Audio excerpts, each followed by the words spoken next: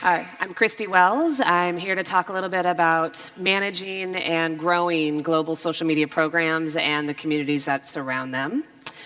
One thing I'd like to do for you is, if I can get this going, apologies.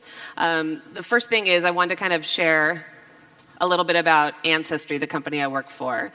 We are the largest family history website. We help you discover, preserve, and share your family tree. So if you want to know where your great-great-grandfather came from, we have birth, marriage, death records from all around the world. And you put it on our website, and you start to connect with members around the world, too, that are possibly related to you. I have been with Ancestry for about 2.5 years, and before I joined Ancestry, I actually was a customer of theirs for about 6. So this is my family tree, very proud of that. And it's great, it's a good thing. It's like it gives you a sense of self, it helps you connect with who you are and also connect with other people too, potential family members. So I think it's a passion project. It's something that I was really excited to join the company because I was such an advocate of the program before.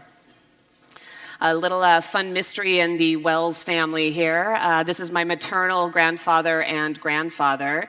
And unfortunately, I didn't get to meet either of them really throughout my life. They both passed. But the fun fact is, I've always grew up hearing stories about them. They were from Spain, Madrid. They were romanticists. They loved family. They talked to my mother and my grandmother all the time about one day getting back to Spain and connecting with their ancestral roots. So of course, when this opportunity came, the first thing I did was say yes, because I get to come to Spain and maybe connect with some family. Unfortunately, I discovered through the use of a DNA product that Ancestry offers that I actually don't have any Spanish blood in me. You could probably tell that by looking at me, but my grandfather and my great-grandfather were very Spanish looking. So it's a little disappointing, but I'm still 1%, so I guess that counts. Yes, I feel it here. But I think the thing that's important is, I guess it doesn't matter what your blood tells you. If you feel it and you feel Spanish, you are Spanish. So I've shared a little bit about my personal story. What I'd like to do is kind of share some of my personal experiences. I've spent about the last 20 years in the tech scene, building marketing programs, last 10 years specifically around social media, and had some challenges, had some wins as well. And I think I want to share both of those so that it doesn't matter if you're in a startup or you work for a very large brand. Hopefully you'll find something here that you'll be able to take home with you and start applying it immediately. Challenge number 1. This is the one that always gets me, is your expectations may not always be your realities. And I say that with day 1, you show up, you're all excited to start this new job, you've worked on a plan, you're ready to execute that plan. Day 2, that plan's not going anywhere, right? You realize immediately you've hit some bumps in the road, you're gonna have some challenges, maybe you don't have the budget, maybe you don't have the staff. We're gonna talk a little bit about both of those things. But the thing is that's most important when you're building your global programs is to just stay the course as much as you possibly can. And it's gonna be a little bumpy, but what can you do to continuously try to right the wheels on your car to make sure you keep going down and be successful? For me, I've always worked in startups, and with startups, you learn very quickly you have to do a lot with very little, right? How many startups? We have a lot of startups in the company? No? A few, okay. Well, you guys will sympathize. You'll understand that shoestring budgets, right? Very little.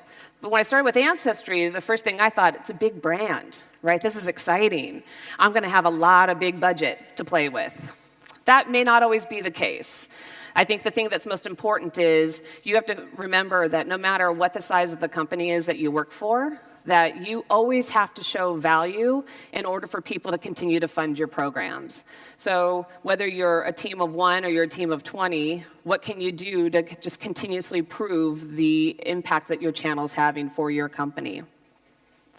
The next thing when I started Ancestry, I'm the global head of social media. That's kind of exciting. When I was in the startup world before, I ran SEO, I ran the digital media ads, I ran all the content marketing. But what you find sometimes in new programs, you may not actually own the whole thing. You may not actually have control of every single thing. So the next challenge you have is who do you need to work with and who do you align yourself with inside your company? So in larger brands, we all have specialists inside our company. So we have somebody who actually handles only SEO. We have somebody who only handles digital media ads for, say, Facebook and for Pinterest and Twitter. So you have to align yourself with those teams, make sure you know from one another what you're all working on, and that you also find ways to partner with them so you can co-share budgets, co-share staff, co-share ideas. As I mentioned, I'd spent some time in social media before I started Ancestry, and one of my expectations was that because I lived in an online world, in a digital world, all you do was go to my Facebook page or my Twitter page and know everything you needed to know about me. Kind of an open book. And the reality is that you actually have to earn that trust with everybody every single day, that they may not care what you had for breakfast. They may not care that you're in Bilbao. You may not care that you launched a nonprofit to help people get educated on social media. All they care about at any given time is what can you do for them. And it's just it's the state of the world, and that's cool. You just have to understand that environment. So I'm here to kind of just give you a couple of basics here that I would just suggest. First and foremost, what are your resources you do have available to you? Do you have budget? Do you not have budget? Do you have staff? Can you find those internal partners to help you co-create content? While I was a fan of Ancestry and built my family tree for 6 years before I started the company, no way would I consider myself a professional genealogist. So I personally didn't feel comfortable telling other customers like how they should build their family tree and what records they should use. So I partnered with a team of professional genealogists, and we co-created that content together, which has been really impactful. The main thing I'd also do too is figure out what metrics really matter. You can spend a lot of time chasing a lot of data. I've seen the word data pop up on the screen quite a bit just this morning alone, and that's great. We have so much data coming at us, but who has the ability to actually monitor every single thing that's out there? So figure out what's really important to your executives, or if you're the owner of the company, what pieces of data do you absolutely have to know? I was trying to figure out every like, share, and comment on every single post and built this beautiful Excel spreadsheet that I can say, this post did well, this post didn't. My executives weren't seeing that spreadsheet. They didn't care. What they really want to know is our community growing? Is our community happy? And if they're not, what I'm doing to resolve for that. Also try to don't boil the ocean. I don't know if that translates well here, but for us, it's like we picked 5 specific social media channels. We're on Twitter, we're on Facebook, we're on YouTube, we're on Instagram, that's kind of an experiment, and we're on Pinterest too, because we're a very family history photo-based company, and so photos work really well for us. We have a LinkedIn profile, we don't use it, right? I'm not on Snapchat, I'm not cool, but it's okay, because for us, it's like we just don't have the staff or the resources to actually go through and be on every single social media platform.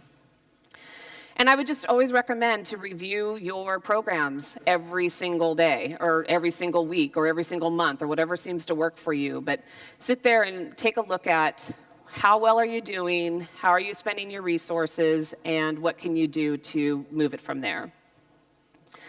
The next one's always my favorite because we're dealing with humans. It's community management. And as you know, you can't manage your spouse. You can't manage your neighbor.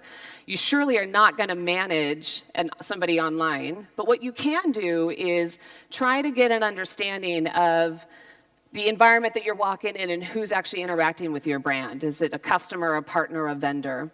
When I started with Ancestry 2.5 years ago, I thought I had a good understanding of the community because I'd been watching the Facebook page conversations for a couple weeks before I started. And there was a little bit of activity going on. Some of it was really negative. We had, like, US and UK people weren't getting along. It turned out it would be a language thing. UKers are a little more witty and a little snark in their tone, but it's okay. They don't mean ill intent.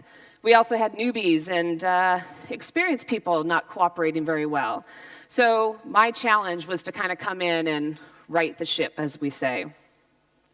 So day 2, put together a community guidelines document. And in a nutshell, all it really said is, guys, be nice to one another. We're all here trying to do the same thing. You want to find your great-grandfather. You want to find this third great uncle. Let's try to help one another. And the main thing for us to do is to be civil with one another. Seems pretty reasonable, right? Let's have nice discussions. Let's try to help one another. And didn't really go that way. So The quickest lesson I learned was you really kind of got to get to know your community. I thought I could come in on day one and just put out guidelines, let them know I'm here, that they're finally going to start having somebody manage these conversations, and they really just didn't respond well. And the keys are take the time to get to know who is interacting around your brand. And again, this could be your customers, this can be your vendors, this can also be competitors in your market, you just don't know. But it's hard to do it if you're a team of one, but it's really critical. You have to kind of understand what's driving them and why are they there and what are they doing to participate. This is always a fun one. This is the scariest one. It's when you have detractors in your community, when you have people who are, no matter what you say or do, they are railing against you, they're really upset with your brand, they are upset with you, everything you do is wrong. So what do you do to turn that negativity into a positive? On day 3, it was 24 hours after I posted the new community guidelines, these are 2 real posts that were sent. One was blogged, and one was in an email that was sent to my CEO, who pretty much said, Kristie put up community guidelines that we think are unfair, and we think you should fire her. That was day 3. So I tried not to take it personally, because I knew my intentions were good. My intentions were to try to help the community grow and be working well together. And a couple of the folks just actually took that opposite and made a big, big issue out of it. Thankfully, my CEO had trust in me, looked at what we were doing. We sat down and talked about it a little bit. And he said, please continue, which was great. So having that internal support is really important as well. But I think the key for this when you're trying to work with humans, as we all know, is you really need to get to know them. You need to, like I said, sometimes you can just send them a Facebook message. Sometimes you can send them an email. Sometimes you need to pick up the phone and call them. I personally have done that with over 250 of Ancestry's customers, which doesn't sound like a lot, but actually it's quite a large number. And it really was just to get to know them. Why are you interacting in our community? How can I help you? What are we doing right? What are we doing wrong? And when you're open and asking for that feedback from community, their mindset actually has a tendency to shift. So I think the biggest thing, too, is a lot of these folks felt that they were there and they wanted to help other members, too, but they just didn't know how. They didn't have the right language. And so once they understood that you understood what they were doing, and I thank them for their expertise, then things started to settle down a little bit. For me, though, one of the more important lessons to be learned here is that I don't care, what's going on in the world. The customer's not always right, but they are always the customer, and you have to deal with each other with mutual respect. So you can have a healthy debate. You can tell me you don't like my product. You can tell me you don't like me, but you have to do it in a very civil manner. And let's have a dialogue about it and see how we can fix things. Over the last 2 years, as I mentioned, I reached out to about 250 customers directly and personally. There was a smaller group that were just the most angry when I first started, and we've actually, through one-on-one interactions, been successful in turning 16 of the 20 into advocates for us. When we have products, we now invite them, or we're releasing new products, we actually invite them into beta programs.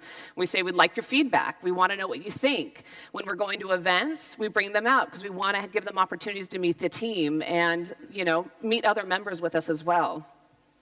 And it's been great. So they're now, anytime we have a new product and somebody's complaining about it, they're one of the first ones on our social channels to come up and defend us. 2 years ago, they were the first ones to be hateful against us. So again, a lot of work, took some time and some energy, but we've been successful, and you just have to keep doing it day after day. Another thing with us is really important, especially when you're building social media programs, is to make sure you're aligned with the business objectives. Sometimes we can get so caught up in trying to just get those likes. Like me all day long, that's really important. But what does that person liking your Facebook page actually mean to your business, right? How is that translating to $1 on in your financial model or anything like this? Or is it, you just want to generate awareness, so maybe likes are important. Make sure you're aligned with your business strategies. One of the primary ones in Ancestry that we've worked really hard on over the last 2 years is improving customer service. We have a really big call center. Our customers love to talk to us on the phone. Again, it's a very personal business, and so sometimes they just want to pick up and talk, ask us questions, get some help. Fantastic. But sometimes you'll have 50 people calling into the call center that have the same exact question. But that's 50 individual calls, and 50 times you have to say that answer. What if you could instead answer that once on social and have those 50 customers see that post?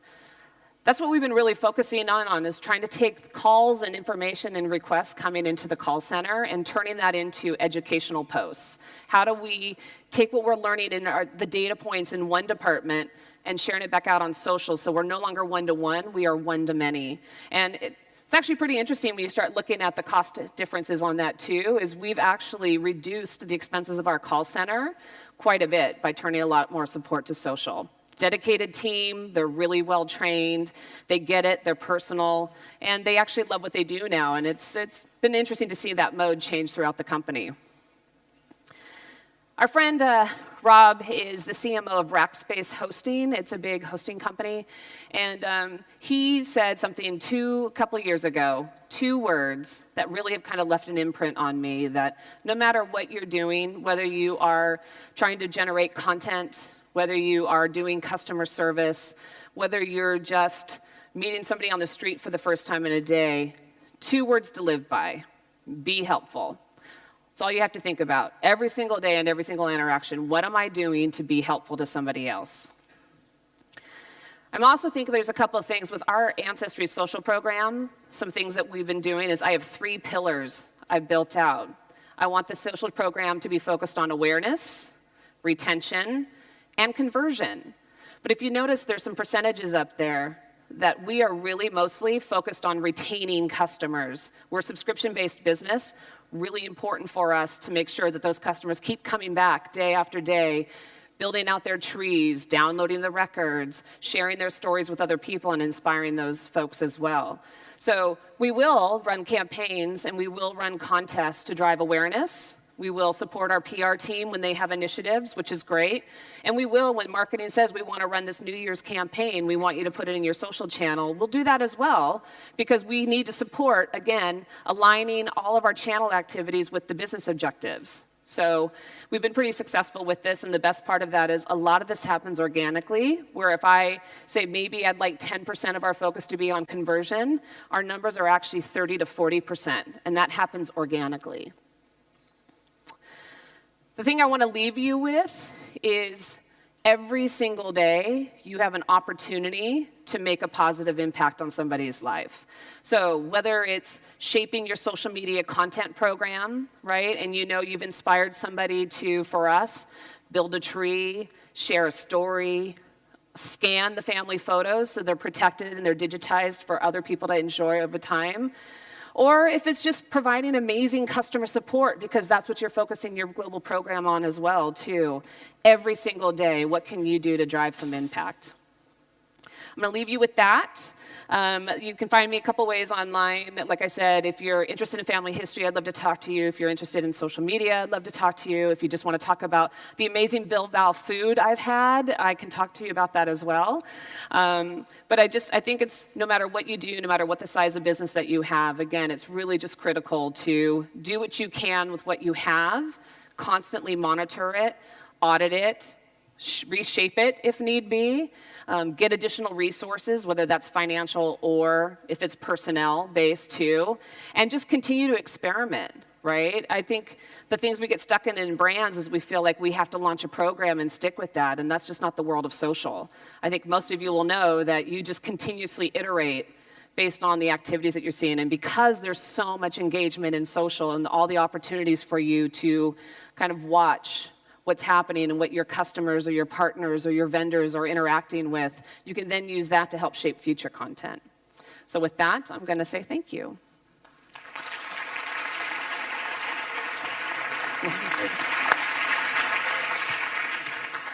Perdón. ¿Alguna pregunta? ¿Alguna cuestión para Kristie? Por allí. A ver si me veis.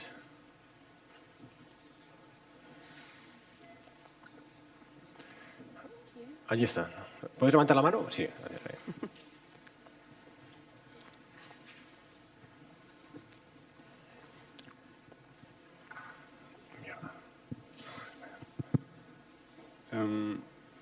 I basically have two questions for you.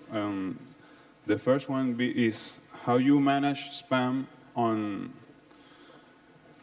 Ancestry, and the second one is what's the special difference between Ancestry and other pages like MyHeritage or Family Search? And thanks. Good. I missed the first part of the question. Can you repeat the first part of the question? The first question. First question, sorry. The first question is how you manage spam on spam on Ancestry. Yeah, spam, the bane of the internet.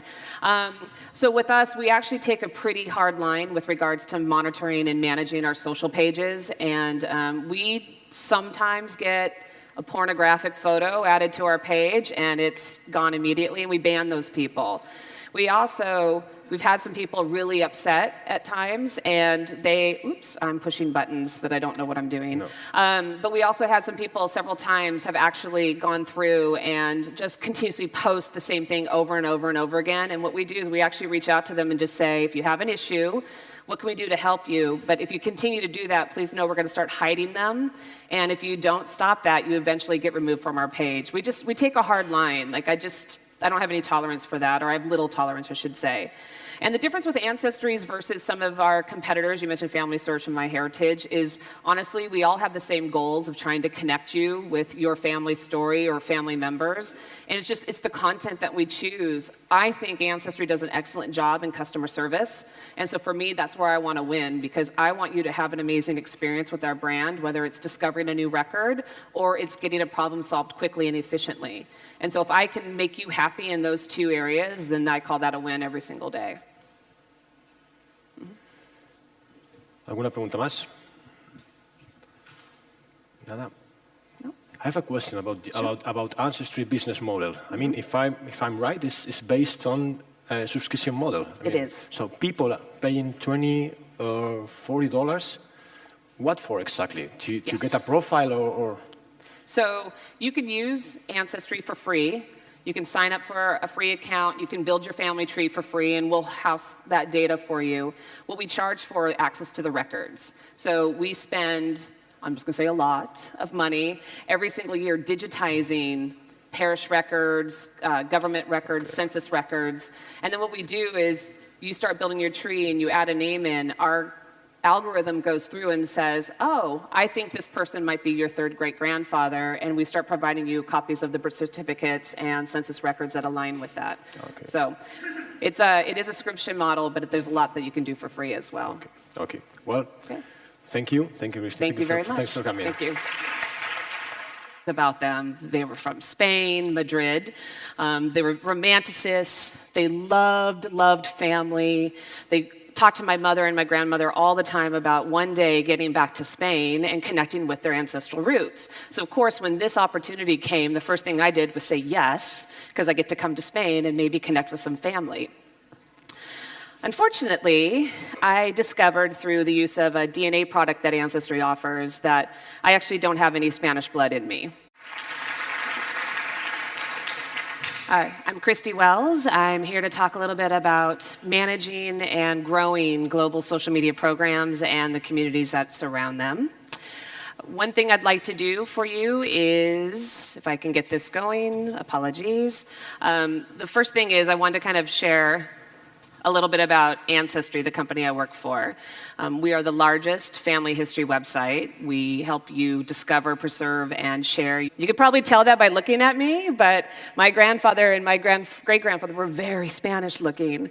So it's a little disappointing, but I'm still 1%. So I guess that counts. Yes, I feel it here.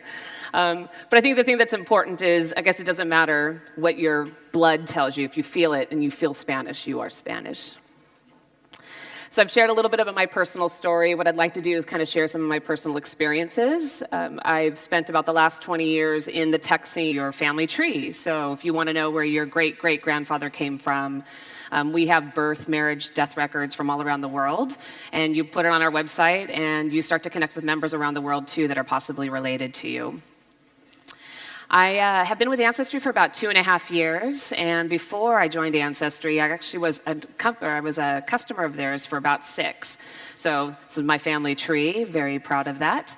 And it's great, it's a good thing. It's like it gives you a sense of self, it helps you connect with who you are and also connect with other people too, potential family members. So I think it's a passion project. It's something that I was really excited to join the company because I was such an advocate of the program before.